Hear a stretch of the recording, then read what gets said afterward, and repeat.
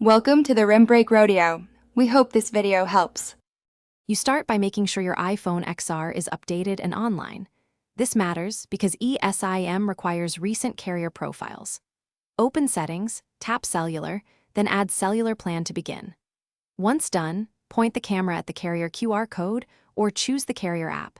You can also enter details manually if provided.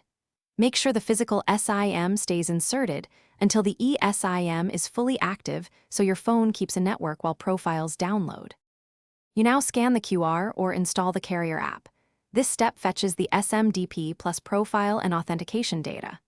If scanning fails, enter the SMDP plus address and activation code manually. Carriers supply these.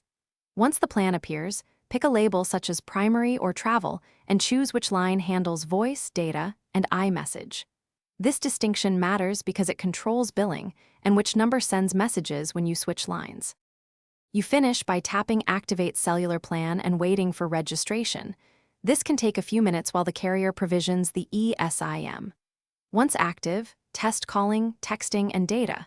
Make sure the correct line is set for cellular data in settings.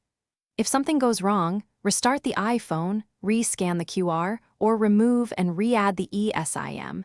If that doesn't help, contact your carrier for activation support, because some profiles require server-side provisioning. Thanks for watching. Consider subscribing if we helped you.